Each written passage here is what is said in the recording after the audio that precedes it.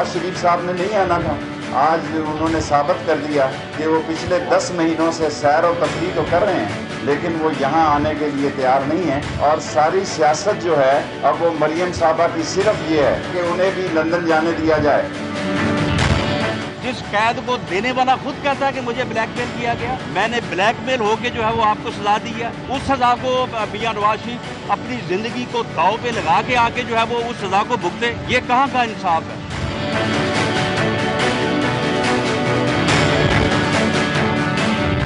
मैं सियासी तौर पर APC और रैबर कमेटी की नाकामी का ऐलान करता हूँ। ये टेंटा फिश होगी, इसमें कोई जान नहीं है। इमरान खान का ये कुछ नहीं बिगाड़ सकते। जब भी APC हो, इनके ऐलान, इनका आपस में इत्तेफाक नहीं है। और जो मैं ऐलान कर रहा हूँ कि नून लीग से शहबाज लीग यानी शी लीग इंशाअल्लाह अलग होगी। नैब जो है ये कोई अकाउंटेबिलिटी का अदारा नहीं है, ये पॉलिटिकल इंजीनियरिंग का एक अदारा है।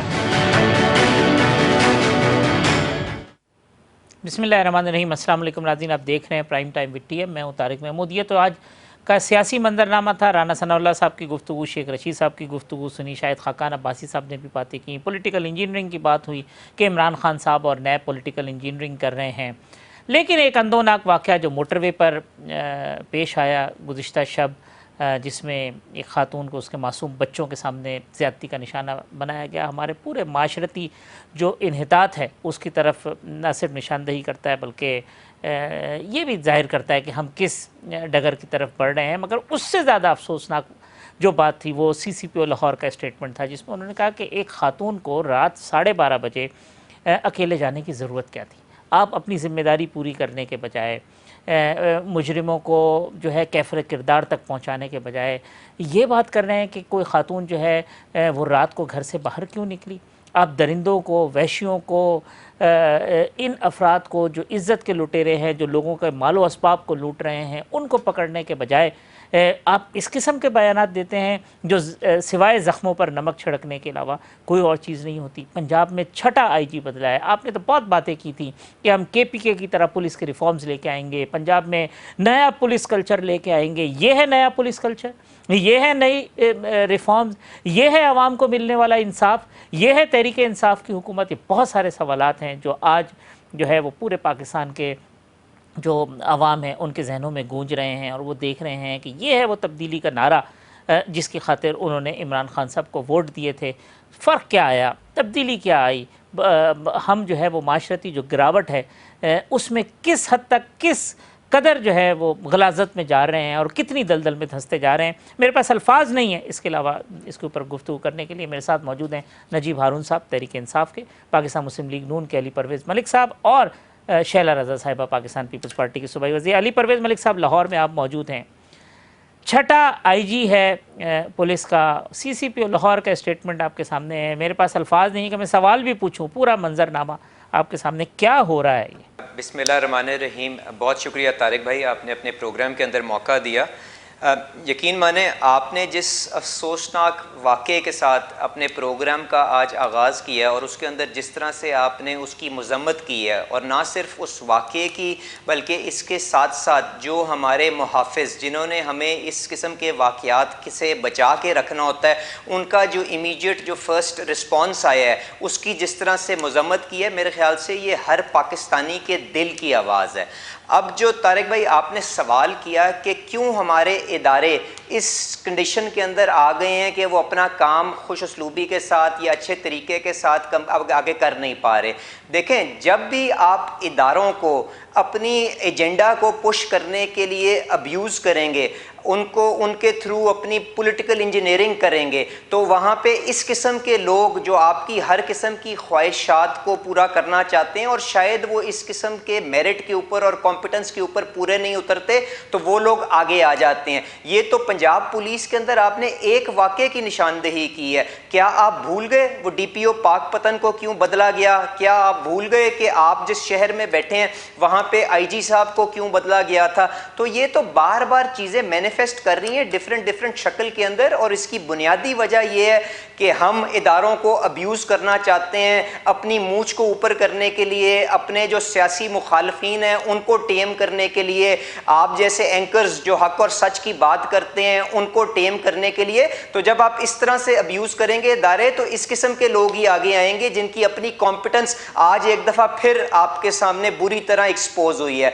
आप यकीन माने, आपने कराची की जो बारिशें थी जो अभी हालिया हुई, आपने उसकी तबाही को बिल्कुल कवर किया। आप यहाँ पे आके लाहौर के अंदर भी हाल देखते जो वसीम अकरम प्लस साहब ने पिछले 2 साल के अंदर कर दिया है। लाहौर के अंदर एक बारिश हुई, और मेरा अपना हल्का, उसका मैं इलाके का नाम भी आपको बता देता हूँ, चाइना स्कीम, 2-2, 3-3 दिन वहां पे 3-3 फुट पानी खड़ा रहा। तो यहाँ पे आप जिस मर्जी महकमे के अंदर चले जाएं, इनकी नालायकी की एक लंबी दास्तान आपको नजर आएगी। चले साहब, ये जो स्टेटमेंट CCPO का जिसका मैंने हवाला दिया कि जिस रात को 12 बजे या 12:30 बजे खातून को अकेले निकलने की क्या ज़रूरत थी बच्चों के साथ, ये किस सोच की अक्कासी है? ये क्या है कि आप एक तरफ तो अपनी ड्यूटी नहीं कर रहे हैं और दूसरी तरफ इस तरह की स्टेटमेंट? तो बात आपने की शेख उमर की, मुझे इस पर अफसोस है। आपने मेरा मान तोड़ दिया। मैंने कितने रातों में सफ़र किए पंजाब से सिंध।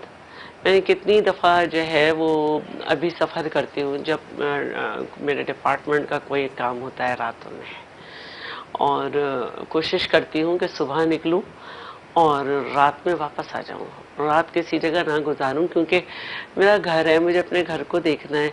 तो क्या मैं रात को सफ़र नहीं कर सकती? इस मुल्क में मैं तहफ़्फ़ुज़ नहीं है मेरे लिए। अगर कोई दरिंदा आ गया है तो आपने दरिंदे को पकड़ना है और उसे मार देना है। उसने अगर किसी एक शख्स को नुकसान पहुंचाया है, कोई एक जानी नुकसान लिया है, कोई ज़ख्मी किया है, तो आपका काम है कि घात लगा के उस दरिंदे को पकड़े, ना कि ये कि आप लोगों से कहें निकले क्यों। ठीक बात है नजीब भाई। तो मैं इस बयान की मजम्मत करती हूँ। मैं और किसी पुलिस के ऊपर इंडिविजुअल बात नहीं करती। मेरा मुल्क है, इसमें हर जगह मैं जा सकती हूँ, आ सकती हूँ, रात को निकल सकती हूँ।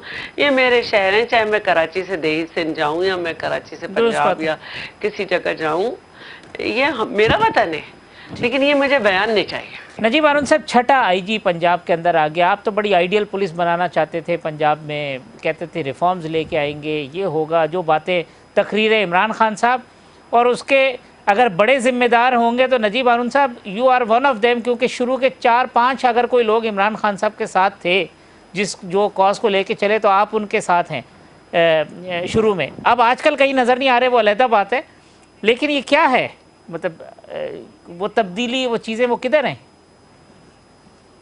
तारिक महमूद साहब, ज़ाहिर बात है कि ये जो पंजाब का और पुलिस का और ये छठे IG की तब्दीली का, ज़ाहिर बात है कि अनफॉर्चुनेट पार्ट ये है कि जो रिसोर्स पूल है, जब आपने सेब निकालना है तो सेब के टोकरे के अंदर ही हाथ डालना है ना, तो उसी में से सेब निकल रहे हैं, उसी 19-20 के फ़र्क से। सो मेरे ख्याल में जो भी अभी शलभ बीबी ने और अली परवेज़ साहब ने बात की और जो आप फरमा रहे हैं, ये तकरीबन अगर हम इसको कोई 30-35 साल का एक पॉलिटिकल रूल का आउटकम या उसका अहाता कर लें, और ये एक कलेक्टिव शेम है, मतलब है, यानी उस लिहाज से ये इसके अंदर मैं किसी पे डालूँ कोई मुझे, और इसमें 2 साल यकीनन PTI, आखिरी 2 साल PTI भी इस वक्त हुकूमत के अंदर है और उस बिगाड़ की दुरुस्तगी की कोशिश कामयाब या नाकाम कर रही है लगातार। तो ये तो एक एतराफ़ जुर्म है अगर हम सब बैठ के इसको करें, क्योंकि जो जो जो जो हम बोते रहे पिछले 30-35 साल, आज वो काट रहे हैं। और अगर अब हम सही बोयाई कर लें और सही दुरुस्तगी कर लें तो यकीनन जो फसल निकलेगी वो बेहतर निकलेगी। लेकिन रिसोर्स पूल में कोई अच्छे लोग हैं ही नहीं, और अगर आज आप फसल बो रहे हैं तो वो तो 30-35 साल निकलेगी, बाद उसका कोई रिजल्ट निकलेगा, तो अगले 30-35 साल हम क्या करेंगे? ये है कि इसमें जो ये ब्लेम गेम का जो सुरचड़ा है ना, ये यानी वैसे तो हम बैठ के एक दूसरे के ऊपर गंद फेंक सकते हैं, लेकिन मैं तो इसको कह रहा हूँ कि मैं भी इसका जिम्मेदार हूँ, और ये कलेक्टिव शेम है कि जो हमारी पॉलिटिकल एलीट, जितने लोगों को आप बुलाते हैं, जिनसे अपने प्रोग्राम सजाते हैं, जो माजी के अंदर जो मोहतरम करार पाए, जो जिम्मेदार करार पाए, जिनके हमने सर के ऊपर ताज सजाए, वो जाहिर बात है कि वो इस सब के जिम्मेदार हैं कि जिसका आउटकम आज हमें जो मिल रहा है, और इसकी मिल के ही दुरुस्तगी हो सकती है। जाहिर बात है कि 22 साल ऑपोजिशन करने के बाद इमरान खान साहब पिछले 2 साल कह लें, 25 महीने कह लें, इसमें अपनी सी कोशिश कर रहे हैं, और उसमें कितनी कामयाबी हो रही है, कितनी नहीं हो रही, उसका मीडिया बैठ के रोज ही तज्जिया कर रहा है। लेकिन मैं समझता हूं कि ये कलेक्टिव एफर्ट का है, कलेक्टिव रियलाइजेशन का है, और हमें अगर दुरुस्तगी सबको एहसास होगा और दुरुस्तगी की कलेक्टिव कोशिश होगी तो मुमकिन है कि हम ये कर पाएं। वरना आप ये एक नए नुक्ते गंद का टोकरा जिसके सर पे भी रख देंगे तो उसमें से बह के गंद जो है वो हर एक के चेहरे के ऊपर बहेगा। ठीक जी, शाला साहब आप कमेंट करना, फिर मैं अली साहब की तरफ जाऊँ। मैं ये कहना चाहूँगी कि अब लोग ये बातें कर रहे हैं कि सीएम साहब जो हैं वो चाहते क्या है, क्योंकि इसमें हम जब ये देखते हैं कि 4 चीफ सेक्रेटरीज, नो सेक्रेटरीज हायर एजुकेशन, 11 सेक्रेटरी आबपाशी, 5 सेक्रेटरीज खुराक, और ज़्यादातर अजला में बार बार कमिश्नर्स, डिप्टी कमिश्नर और दीगर अफसरान की तब्दीली। तो ये क्या वजह है कि वज़ीर आला साहब से, DIG से लेकर ये सब, ये क्यों एक इस्तेकाम नहीं आ रहा? ये एक अलग बहस है, और मैं समझती हूँ कि हम दोनों चीज़ों को मिक्स ना करें तो बहुत ठीक बात है। ये जो नुक्ता नजीब साहब ने उठाया, अली परवेज़ मलिक साहब, पॉइंट ये है कि जो तब्दीलियों की बात शैला साहिबा कर रही हैं, ये इतनी ख़राब लॉट है कि उसके अंदर से बकौल PTI के नैरेटिव के बंदा उठाते हैं, ट्राई करते हैं, लेकिन वो चूँकि आपने जो आबियारी की है 30-35 साल के अंदर, वो पूरी लॉट ही इतनी ख़राब कर दी है कि वो डिलीवर करने के काबिल ही नहीं है, जो मैं समझाऊँ नजीब साहब की बात से। देखें तारिक भाई, नजीब साहब ने जो पहली बात की ना कि ये कलेक्टिव शेम का एक वक्त है पूरी कौम के लिए, यहाँ तक तो मैं उनकी बात मान लेता हूँ। अब आगे जो उन्होंने रिसोर्स पूल की बात की ना, और क्वालिटी ऑफ द HR जो आज अवेलेबल है पंजाब पुलिस के अंदर, उसके ऊपर कमेंट किया, तो मैं उसका भी बिल्कुल जवाब दे देता हूँ। पर इसके 2 पहलू हैं। एक तो ये कि आज हमारे पास क्या रिसोर्सेज अवेलेबल हैं, और दूसरा ये कि उसको करेक्ट किसने करना है। आखिर हम सियासतदानों के ऊपर ये जिम्मेदारी आती है ना कि उस सिचुएशन को इंप्रूव करना है। तो आप पहले आ जाएं जो रिसोर्स पूल अवेलेबल था। मेरी आपसे गुजारिश ये होगी, नजीब साहब मेरे लिए काबिल एहतराम है, इनको ज़रा काइंडली कामरान खान साहब का जो 15 दिन पहले का शो है इमरान खान साहब के साथ, उसके अंदर जो इन्होंने IG साहब के बारे में प्राइम मिनिस्टर साहब ने कमेंट्री की, ज़रा वो इनके सामने पेश कर दें, जिसके अंदर उन्होंने दस्तगीर साहब की तारीफ़ों के पुल बांधे, और इसके बाद इनको कहें ज़रा मुझे यही एक्सप्लेन कर दें कि जो IG साहब को तब्दील किया गया है उसके ऊपर चार्ज क्या है, तो उसके बाद मैं इनकी बात मान लेता हूं। अच्छा, अब आ जाए जहां पे CCPO लाहौर साहब की सिलेक्शन का मामला है, और वहां पे अगेन जो रिसोर्स पूल इन्होंने कहा बहुत पुअर है।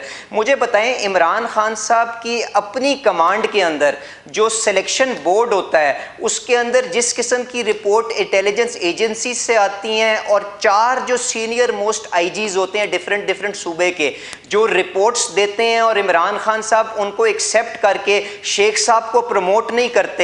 जून की मैं आपसे बात कर रहा हूं, और आज 3 महीने बाद इनको शेख साहब के अलावा कोई banda नहीं मिलता कि जी लाहौर को कमांड करके पाकिस्तान या पंजाब पुलिस के अंदर रिफॉर्म ला सके। तो इन कॉन्ट्रडिक्शंस और इन तजाद को किस तरह से ये एक्सप्लेन करते हैं, काइंडली मुझे उसके ऊपर भी तो जवाब दे दें। एक वक्फा ले लूँ, वक्फे के बाद जो चूँकि आज ये नैब के हवाले से काफ़ी बात हुई है पॉलिटिकल इंजीनियरिंग की, और जो नवाज शरीफ साहब की जो एहतसाब अदालत में पेशी है, इसके ऊपर गुफ्तगू कर लेते हैं एक वक्फे के बाद।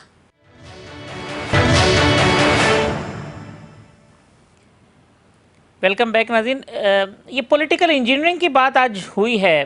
अली परवेज़ मलिक साहब कहते हैं, खाकान साहब कहते हैं इमरान खान साहब और नैब मिलकर पॉलिटिकल इंजीनियरिंग कर रहे हैं। तारिक भाई, ये जो मामला है ये कोई शाहिद खाकान अब्बासी साहब या राना सनाउल्लाह साहब के कह देने का नहीं है। ये अगर आपको याद हो, ख्वाजा साद रफीक साहब के जो बेल का फैसला आया था, उसके अंदर 2 ऑनरेबल सुप्रीम कोर्ट के जजेस ने बताया था कि किस तरह से नैब के इदारे को इस्तेमाल किया जा रहा है पॉलिटिकल इंजीनियरिंग के लिए और हुकूमत को अपने वोट्स को इंटैक्ट रखने के लिए। तो ये उस चीज़ को इन्होंने रेफर किया है, और ये बिल्कुल वही मामला है कि जहाँ पे आप इदारों के ऊपर अपनी पसंद और नापसंद इम्पोज करते हैं, और वही चीज़ पंजाब पुलिस के अंदर आपको नज़र आती है, वही चीज़ आपको नैब के अंदर नज़र आती है। और इसी चीज़ को बार बार आज अब्बासी साहब ने भी और राना सनाउल्लाह साहब ने भी बात किया। देखें, जो चीज़ समझने की ज़रूरत है वो ये है कि कोई भी पार्टी जो आज पार्लियामान के अंदर मौजूद है, किसी ने ये नहीं कहा कि इस मुल्क के अंदर एहतसाब नहीं होना चाहिए, पर तारिक भाई एहतसाब किसी की पसंद ना पसंद के ऊपर तो नहीं हो सकता ना, उसके कोई टच स्टोन्स या कोई मेयार होगा जिसके मुताबिक एहतसाब होगा।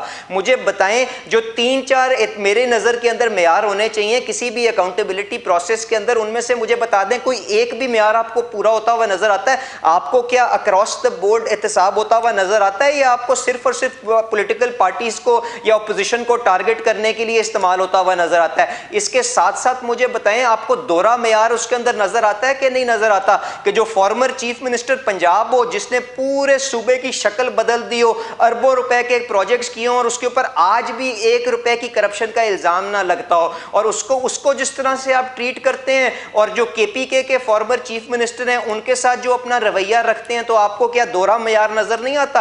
तीसरी बात कि कोई भी अमल या कोई भी एहतसाब का अमल सब्जेक्ट टू ड्यू प्रोसेस होकर चल सकता है। इस तरह से नहीं हो सकता कि आज वक्त का वजीर आजम कैपिटल अरीना के अंदर अमेरिका के अंदर खड़ा हो और कह के जी शाहिद खाकान अब्बासी मुझे चैलेंज करता था तो ये लो मैंने उसको अरेस्ट कर लिया। क्या इस तरह से एहतसाब चलेगा? मुझे बता दें, मरियम साहिबा ने कोई पब्लिक ऑफिस होल्डर आज तक वो रही हैं, उनको किस चक्कर के अंदर नैब के ये चक्कर लगवा रहे हैं? सिर्फ इसीलिए क्योंकि जब वो बाहर निकलती हैं उनके पीछे अवाम उमड़ के बाहर आ जाती है और इनकी वो नालायकी के ऊपर पिन पॉइंट करती है, बताती हैं इनको आके कि जी किस तरह से आपने इस मुल्क के इदारे बर्बाद किए हैं। ये तो फिर पॉलिटिकल इंजीनियरिंग जिसको अपोजिशन कहती है, तो अपोजिशन का मोमेंटम ना बनने की एक बड़ी वजह पॉलिटिकल इंजीनियरिंग भी है। देखिए, मैं ये समझती हूँ कि अगर ऑपोजिशन का मोमेंटम नहीं बना तो इतनी बड़ी बात नहीं है, बन जाता तो बड़ी बात थी। और ये बिल्कुल एक दूसरे के मुखालिफ जमाते हैं और उसके बावजूद भी वो अपनी हर इशू पे आवाज़ उठाने में कामयाब है। अब अगर हर तहरीक का मकसद ये है कि धरना दिया जाए और कंटेनर पे खड़ा होना हुआ जाए तो वो ज़रूरी नहीं है। ये तो नहीं रिवायत आई थी लश्कर कशी और ये सब, ये कामयाब नहीं हुई। उनको चाहे जितने दिन बना ले, इतने दिन रहा, नाकाम था। दूसरी बात जो है वो, और आज चाहे ऑपोजिशन जमाते जहां भी हैं उन्होंने भरपूर आवाजें उठाई हैं और भरपूर तरीके से जो लेजिस्लेशन जहां जरूरी थी उसमें पार्टिसिपेट किया है। नजीब साहब ने एक बात कही कि कम से कम कप्तान जो है वो है, मैं पूछना चाहती हूँ कि कप्तान के दाएं बाएं चीनी चोर रहे, उन्हें पता नहीं चला और बड़ा आवाज उठाया करते थे वो कि इसाक साहब को जो है भगा दिया गया, तो तरीन साहब को आपने उनके जवाब में भगाया। फिर जो है आप कैसे कप्तान हैं कि आप हमेशा दूसरों पे उंगलियां करते रहते हैं। मेरा कप्तान ने तो 11.5 साल जेल में रहकर और ये साबित किया कि कुछ मेरे ऊपर साबित कर सकते हो तो दिखाओ। सिर्फ जबान दराजियां करने से, अभी भी वो जो थे 6 महीने अपनी बहन के साथ वो गिरफ्तार रहे और फिर सुप्रीम कोर्ट से जमानत ली। आपका कप्तान ने अपनी बहन को भारो भार चलता कर दिया, एनआरओ दे दिया। इतनी बड़ी जबरदस्त जादुई सिलाई मशीन थी कि सब कुछ जो है वो हो गया। दूसरी बहन के ऊपर भी 44 बिलियन की कोई बात हो रही है। मैं क्योंकि उसको मेरे पास लिखा हुआ है, सोशल मीडिया पे भी कई चीजें ऐसी चलती रहती हैं, मैंने पूरा पढ़ा नहीं था तो मैं उसको रहने देती हूँ। तो मेरे कप्तान ने तो ऐसा नहीं किया। मेरा कप्तान तो आज भी पाकिस्तान में मौजूद है, मेरा कप्तान आज भी खड़ा हुआ है।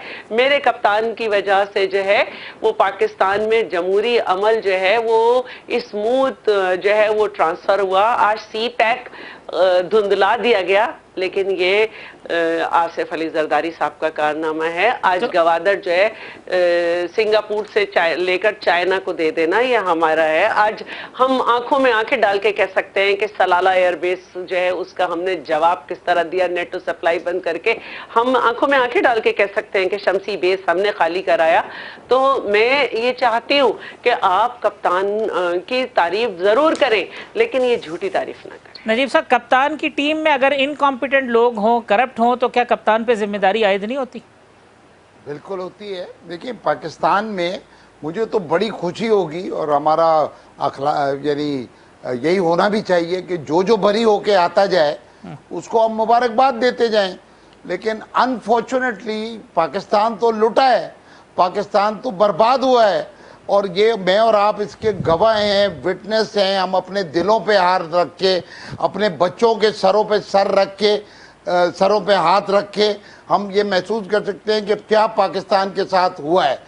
हम उसके मुजरिमों को ना पकड़ पाएँ, ना सज़ा दे पाएँ, वाइट कॉलर क्राइम यहाँ पर इतनी बड़ी साइंस बन जाए कि हम गवाहों को मरवा दें, हम जो है वो ख़रीद लें इंसाफ अपने लिए, तो अपना रहम अल्लाह कर तो पाकिस्तान में इंशाअल्लाह ज़रूर नाजिल होगा।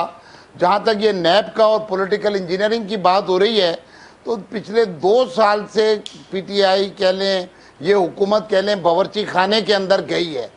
तो ये जो हुकूमत है अरसे दराज तक बावर्ची खाने के अंदर, यानी नैब तो अब एक 20-22 साल पुराना इदारा तकरीबन हो गया है, तो उस लिहाज से कि वो कैसे फंक्शन करता है और कैसे इंजीनियरिंग होती है ये ज़्यादा बताएंगे। जहाँ तक अकाउंटेबिलिटी की बात हो रही थी, तो अकाउंटेबिलिटी उसी की होगी ना कि जो हुकूमत में रहा होगा। सांप का सर उस वक्त कुचला जाए जिस वक्त सांप वहाँ से गुजर रहा हो। तो ये इदारे हमें क्रिएट करने हैं। तो खुद कैबिनेट में जो लोग हैं ये तो हुकूमतों में रहे हैं माजी के अंदर, परवेज खटक साहब, शाह महमूद कुरैशी साहब, खुसरो बख्तियार साहब, ये तो सब रहे हैं। ये देखिए, मैं यही बात कह रहा हूँ तारिक साहब कि अगर मेरी पार्टी की सफ़ों में कोई इस मुल्क का मुजरिम है और या किसी दूसरी पार्टी के ऊपर, ये मुजरिम को मेरा और तेरा और उसको तहफ़्फ़ुज़ देने की रिवायत जो है वो तब्दील होनी है। और अगर मुजरिम को उसके अंजाम तक पहुंचा दिया जाए तो फिर हम नए मुजरिम नहीं पैदा करेंगे। जी शैला साहिबा। और जैसे कहते हैं ना, देखिए एहतसाब जो है ना किसी को बुरा नहीं लगता, लेकिन मैं ये कहना चाहती हूँ कि मेरे स्पीकर पे आज तक रेफरेंस दाखिल नहीं हो सका, लेकिन उनकी सेल्फ रेस्पेक्ट को किस तरह डैमेज किया गया। उन्हें अगले दिन आना था लेकिन वहाँ गिरफ्तार करके लाया गया। खुर्शीद शाह कितने दिन से गिरफ्तार हैं, डॉक्टर आसिम और शर्जील पिछली गवर्नमेंट में निशाना बने और अब तक उसको सह रहे हैं। और किस किस तरह से हमारे वजीरों के यहाँ जो है अटैक किया जा रहा है। सिंध में इस वक्त सैलाबी सूरत हाल है। 23 अजला जो है वो बहुत शदीद मुतासर हुए, जिसमें 25 लाख लोग, ऐसे में irrigation minister acid beyond means के नाम पे उसके वालिद की डेथ हुए हुए भी साल हो रहा है। उनके घरों में छापे मारे जा रहे हैं, वो कश्ती में जो है वो मुख्तलिफ जगह पे लोगों पे हैं। ये फुर्तियां हमें वहां नहीं नजर आई कि जिस वक्त ये सांप जो था जिसने दवाओं की कीमतें 200 अरब से ज्यादा और कुछ की 400 अरब से बढ़ाई, उस सांप को सर कुचलने के बजाय पार्टी में ओहदा दे दिया गया। वो सांप जो चीनी और आटे की ऊपर जो है सब कुछ कर रहे थे, जिन्होंने जो है सब्सिडी दी और जिनके ऊपर इंक्वायरी बननी थी, तो उन सांपों को अलग करके उधर चले गए कि किनको सब्सिडी दी, क्यों पे नहीं गए। और वो सांप जो है उनका सर कुचलने के बजाय उनकी मिनिस्ट्रियां चेंज कर दी गई। और वो सांप जिसने क्या कहते हैं लोगों के घरों में ज्यादा बिल भेजे थे, और वो एक और सांप क्या होती है सांपन नागन, जिसको कहा जा रहा था, जो बड़ी जबान इस्तेमाल कर रही थी, अब मैं यही कहूंगी ना इनके जवाब में, तो उनके ऊपर भी जो है वो इतने करप्शन के इल्जामात हैं, वो चली गई। सिर्फ चला जाना बेकार है। उन्होंने कहा था ये बिजली के, ये गैस के सार्फिन से जो है पैसे वापस लेंगे। उनको क्या किया कि ना सार्फिन के पैसे वापस हुए बल्कि हवाबाजी दे दी उन्होंने। हवाबाजी में जो है फिर किस तरह से जो है पीआईए का भट्टा बिठाया सारे पायलट्स के खिलाफ बयान देके।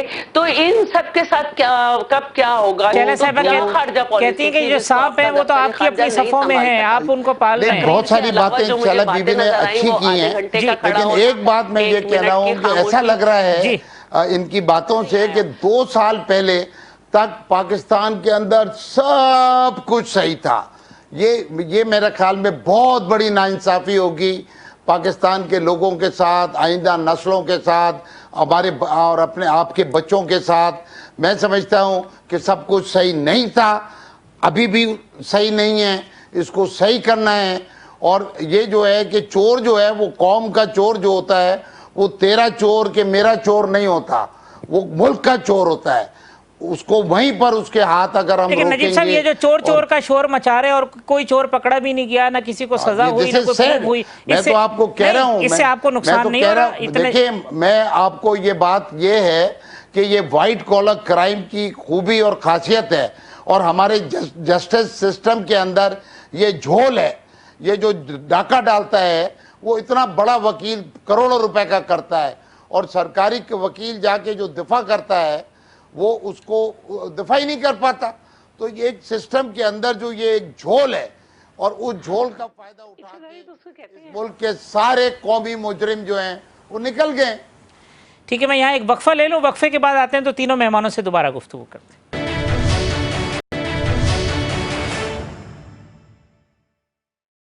वेलकम बैक नाज़रीन। अली परवेज़ मलिक साहब, शैला रज़ा साहिबा और नजीब हारून साहब मेरे मेहमान हैं। ये फरमाइएगा, अली परवेज़ साहब, नजीब साहब ने तो मलबा डाल दिया हमारे जुडिशल सिस्टम के ऊपर और झोल पे और वाइट कॉलर क्राइम के प्रूव होने पे कि इस वजह से ये सब कुछ हुआ है, अभी तक कोई नहीं पकड़ा गया। देखें तारिक भाई, ये जो हम सर्कुलर आर्ग्यूमेंट के अंदर चल रहे हैं ना, इससे कोई चीज़ हम आगे कंक्लूड नहीं कर पाएंगे। मैंने तो आपको कहा कि जो हुकूमत वक्त होती है, क्या उसकी जिम्मेदारी नहीं होती कि हर इदारे को रिफॉर्म करके बेहतर से बेहतर की तलाश में आगे लेके चले? क्या मैंने पुलिस के लिए यही बात नहीं की? क्या मैंने नैब कानून के अंदर जो सुखम रह गए हैं उनके ऊपर बात की? तो ये जो हुकूमती बेंचेज हैं उनसे एनआरओ की आवाज़ आना आपको शुरू नहीं होगी? मुझे बताएं कि अगर प्रोसिक्यूशन टीम या प्रोसिक्यूशन की जो कैपेसिटी हुकूमत के अंदर अगर किसी जगह के ऊपर डेफिशिएंट पाई जाती है तो क्या आसमान से लोग आके उसको सॉर्ट आउट करेंगे? वो इसी तरह होगा ना कि हम अगर किसी को यहाँ पे रिवॉर्ड एंड पनिश करने का कोई सिस्टम लेके आएंगे। मेरी बड़ी बहन आपके पास, उन्होंने बेपनाह इनकी जो नालायकी की दास्तान है वो सुनाई। मुझे बताएं, एक छोटी सी मिसाल मैं आपको दे दूं जिसके अंदर हमारे बच्चों का फ्यूचर जिसके साथ डायरेक्टली लिंक्ड था। मुझे बताएं, दुनिया के अंदर जब इनकी हुकूमत आई तो 3 मुल्क थे जिसके अंदर पोलियो की वबा थी। उसमें से पाकिस्तान मुस्लिम लीग नवाज की हुकूमत के अंदर हम तकरीबन पोलियो को सिंगल डिजिट्स के अंदर लाके इरेडिकेट कर गए थे पाकिस्तान के अंदर। आज दोबारा वो 100 के अंदर चला गया है। नाइजीरिया जैसा मुल्क जो है उसने अपने आप को पोलियो से आज़ाद करवा ली है। पाकिस्तान और अफगानिस्तान जो अकेला है वो पोलियो की वबा के साथ आज भी उसी तरह टैकल करने की कोशिश कर रहा है। तो मुझे नजीब साहब से ये भी पूछ के बता देना कि वो बाबर बिन अता साहब जिनको निकाला गया था पोलियो कैंपेन को लीड करने से, उनके साथ कौन सा रेफरेंस फाइल हुआ, उनके खिलाफ क्या चार्ज किया गया? अगर आप किसी को सिर्फ इसलिए यहाँ पे प्रोटेक्ट करेंगे क्योंकि वो आपकी सफ़ों के अंदर बैठते हैं, पंजाब के डाकुओं जैसे आपने बड़े बड़े इल्ज़ाम लोगों के ऊपर लगाए, उसके बाद उनके ऊपर खामोशी से बैठ जाते हैं क्योंकि उनकी हुकूमत लेके, उनकी सपोर्ट लेके आपने पंजाब के अंदर अपनी इजारादारी कायम करनी थी। आप इनसे पूछे ना वो इकदार कहाँ गए जो मियां नवाज शरीफ साहब ने इनको सिखाए थे, और पिछली दफ़ा KPK के अंदर मौलाना फजलुर रहमान साहब के साथ मिलकर इनकी हुकूमत को नहीं गिराया था। मियां नवाज शरीफ साहब ने वहाँ पे जो इकदार की बात की, कहा कि लार्जेस्ट पार्टी जो है वो PTI है, उसको हुकूमत करने दो। क्या इन्होंने ये जो पंजाब के अंदर काम किया, जो जहांगीर तरीन साहब के जहाज़ में आज़ाद उम्मीदवारों को बिठा के महकमा ज़राअत को इस्तेमाल करके फॉर्म 45 को अब्यूज़ करके लोगों को डरा धमका के पार्टियां चेंज करके, क्या इस तरह से हुकूमतें और इस किस्म के इकदार की हम यहाँ पे सियासत करना चाहते हैं? अगर हम ये हरकतें करेंगे तो नतीजे यही आएंगे जो आगे आ रहे हैं। शैला साहब, शेख रशीद साहब की बात पे मैं कमेंट चाहूँगा आपका। वो कहते हैं APC भी नाकाम होगी, रैबर कमेटी भी नाकाम होगी, कुछ नहीं होगा, बल्कि वो तो मुस्लिम लीग नून की डिवीज़न की भी बात कर रहे हैं। इतना आसान है हुकूमत के लिए और इतना मुश्किल है अपोजिशन के लिए इकट्ठा होना?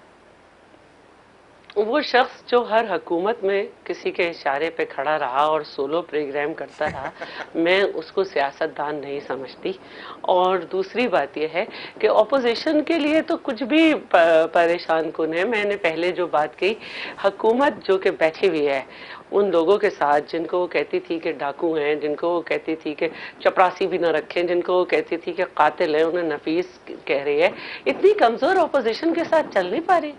एक नवाज शरीफ के जाने पे अपनी इलेक्टेड हेल्थ मिनिस्टर की ऐसी तैसी कर दी। कुछ नहीं, बस चला तो लैब एनालिस्ट के पीछे पड़ गए कि वहां से मसला हुआ। और इनकी कैबिनेट में इस बात पे डिस्कशन होती रही पूरी में, ये भी शेख रशीद फरमाते कि पूरी कैबिनेट मीटिंग में नवाज शरीफ डिस्कस होते रहे। तो इतनी कमजोर अपोजिशन डिस्कस हो रही है, उनकी चीजें जो वो ऐलान करते हैं डिस्कस करते हैं आप पूरा वक्त बैठ के। नजीब साहब, काश आप मईशत डिस्कस करते, आखिरी बात ये, काश आप खर्चा पॉलिसी डिस्कस करते, काश आप जो है महंगाई डिस्कस करते जो पिछले हफ्ते 1% बढ़ गई। ये आपकी सोच नहीं है। नजीब साहब, खुद कुछ परफॉर्म करने के बजाय ब्लेम गेम और इन्होंने ये किया, कब तक ये चलेगा? कब तक गवर्नमेंट जो है इसी तरीके से जो है वो लहरें लपे देती रहेगी? अब मेरा ज़ाती ख्याल ये है, क्योंकि अब तीसरा साल शुरू हो गया है और इन अगले जो ये साल है और इसका अगला साल, क्योंकि 5वां साल तो फिर इलेक्शन का साल होता है, तो इसके अंदर इंडिकेटर्स पॉजिटिव लाने पड़ेंगे। क्योंकि जब आपका पीछे से जो पुल था उसके ऊपर उसकी तरफ तवज्जो दिलाना, क्योंकि हर चीज़ को वहाँ से नापा जाएगा ना कि जहाँ से वो लगी भी होगी या जहाँ से वो उगी भी होगी, तो वो मेरा ख्याल में एज अ पॉलिसी इसकी तरफ तवज्जो दिलाना ज़रूरी था कि कहाँ पर किस जगह पे चीज़ें थीं जो मिली। और अब ये अगर 1-2 साल में अगर यही टॉपिक हुआ तो मैं समझता हूँ कि 4 साल के बाद पीटीआई के लिए बड़ी मुश्किल सूरत हाल होगी अगर हम इंडिकेटर्स को पॉजिटिव नहीं कर सके, तब्दीली वाज़ेह ना ला सके और लोगों को तक आसानियाँ नहीं पहुँचा सके, तो मैं समझता हूँ पीटीआई को डिफेंड करना बड़ा मुश्किल होगा। नहीं तो हालात आपको नज़र आते हैं, असरात बार बार आपसे भी वादे होते हैं मगर चीज़ें होती कुछ नहीं है। अब जो भी है मैं समझता हूँ कि अभी वक्त है और इस वक्त के अंदर, क्योंकि असल में तो मुल्क जिस तकलीफ का शिकार है और आम आदमी जिस तकलीफ का शिकार है। इस्तीफा भी दे दिया था, फिर वो इस्तीफे के ऊपर खामोशी भी छा गई, इमरान खान साहब मिल भी लिए, मसले तो वहीं के वहीं हैं। इतनी सारी आपसे बातें करने के बावजूद भी आज 3-4 माह बाद मैंने जो बुनियादी, अगर आपने इस्तीफा यकीनन पढ़ा हुआ है, उसके अंदर 3 चीज़ों पे तवज्जो दिलाई थी। उन तीनों को, एक तो ये जो कराची के मामलात थे इसके ऊपर मेरा इस्तीफा बुनियादी था, दूसरा मेरा ये इसरार था कि जो हमारे पास लेटरल एंट्रीज हो रही हैं वो भी किसी पब्लिक हियरिंग से या डिक्लेरेशन से गुजरें ताकि लोगों को पता चले। इमरान खान साहब ने आपसे खुद कमिटमेंट की कि आपको जो है जो कराची के प्रोजेक्ट्स हैं उसकी निगरानी देंगे, वो उनके वादे के बावजूद आज 4 महीने के बाद भी वहीं के वहीं है। एक सिंपल 2 लाइन का नोटिफिकेशन जो नहीं निकाल सकी गवर्नमेंट, वो क्या करेगी? उसमें बहरहाल जो कमेटी बनी है मैं उसमें तो नहीं हूँ, लेकिन मैं उनकी मदद कर रहा हूँ, क्योंकि मैं वो तो नजीब भाई आप बनी गाला के सामने बैठ के उनके लिए दुआ भी करते रहे, उसमें तो कराची में हैं और असेंबली के अंदर भी हैं, तो मैं अपनी जितनी मेरी सलाहियत और जितना मेरा इल्म और जितना मेरा तजर्बा है, मेरी ख्वाहिश है कि मेरा। लेकिन इमरान खान साहब ने जो आपसे वादा किया वो पूरा नहीं हुआ नजीब भाई, जो वादा किया पूरा नहीं हुआ आपके इस्तीफे के बाद भी। नहीं, मेरा ख्याल में काफ़ी हद तक तारिक भाई, I have to be fair to Imran Khan साहब, काफ़ी हद तक वो पूरा हो गया। और अब दुआ करें कि ये 1100 अरब रुपए की जो बात हो रही है, ये शहर के अंदर सही सिमत के अंदर दांतों से पकड़ के, क्योंकि ये अवाम का पैसा है, पब्लिक मनी है, अमानत के तौर पे इस्तेमाल हो जाए तो कराची इंशाअल्लाह ताला एक वाइब्रेंट सिटी के तौर के ऊपर अल्लाह करे जी 1100 अरब आ जाए नजीब भाई, अल्लाह करे 1100 अरब आ जाए और फिर वो लग भी जाए। तारिक भाई, इमरान खान साहब के वादे की कोई वक़्त है? आप चाहते हैं मैं इमरान खान साहब के जो यू टर्न्स की दास्तान है उसके ऊपर आपका प्रोग्राम क्लोज करूं? माशाल्लाह जो आदमी अपना अवाम के साथ वादा करके आया था उसके ऊपर कायम नहीं खड़ा रह सका, तो वो नजीब साहब जैसे लोगों के साथ क्या रवैया रखेगा? अल्लाह ही रहम करे। जी शैला साहब, फाइनल वर्ड्स।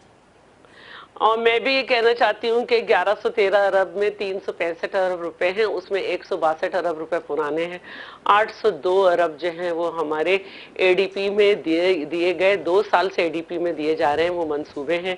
और जो हमने as Sindh government world bank और एशियन बैंक से US डॉलर में और मुख्तलिफ में किए, तो जो कि उनकी एक ड्यूरेशन है कि वो कब कब पूरे होंगे।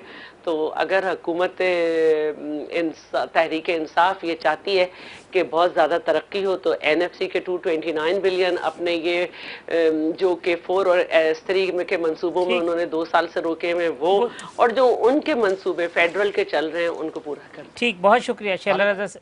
जी नजीब साहब जी। एक छोटी सी बात की अगर इजाजत दे दें जी, तारिक जी। भाई, कि इंशाल्लाह ताला जो भी पैसे कराची में लगेंगे उन सब पैसों के ऊपर इंशाल्लाह कायदे आजम की तस्वीर होगी, पाकिस्तान के पैसे होंगे, पाकिस्तान के लोगों के जरिए जो रेवेन्यू जमा होते हैं वो पैसे होंगे। बगैर कायदे और आजम वो की तस्वीर वाले कराची पैसे में भी सही कोई है लगे। नजीब साहब? ज्यादा रेवेन्यू तारिक सिंध भाई, हुकूमत ने इन्होंने अपना कोविड के टारगेट अंदर पूरा जो- किया है इन्होंने और कोविड के पूरी अंदर जो दुनिया आटे में के जो है बोरे पब्लिक डिस्ट्रीब्यूट प्राइवेट किए, उसके अंदर पार्टनरशिप भी होती है, पीटीआई की ऐसी स्टैंपें बातें लगा मत के करें। ये तो डिस्ट्रीब्यूट वही किया। बात है कि हम हेल्थ कार्ड कर्जा भी नहीं लेंगे पीटीआई के झंडे और के रंग सबसे के अंदर ज्यादा है। कर्जा ले लिया। इंडिकेटर्स तो यही है ना ठीक कि हम कर्जा नहीं चले लेंगे, तो वो वक्त बात है सबसे ज्यादा कर्जा ले लिया। इसमें तारक भाई यूटिलिटी 5 स्टोर के सोर्सेज अंदर आटे हैं, के इसमें थैलों के फेडरल ऊपर इन्होंने पीएसडीपी अपनी है, पार्टी के झंडे प्रोविंशियल गाड़े हुए हैं। पीएसडीपी है, हेल्थ नहीं, कार्ड ये के कायदे ऊपर आजम पार्टी के रंग लगे। कायदे आजम के बगैर तस्वीरों वाले कोई पैसे भी हैं नजीब एशियन साहब? डेवलपमेंट बैंक, उसके बाद ये वही public है private कि मैं partnership। कर्जा नहीं लूंगा, खुदकुशी कर लूंगा, ये वो नजरिया है। अच्छा ठीक नजीब जज्बा साहब अच्छा है, जज्बा अच्छा है। चल अभी भी अच्छा चले चाहे नजीब हारून साहब, शैला रजा साहब, अली परवेज मलिक साहब, तीनों मेहमानों का बहुत शुक्रिया। आइंदा हफ्ते इस प्रोग्राम में इंशाल्लाह दोबारा मुलाकात होगी। अल्लाह हाफिज़।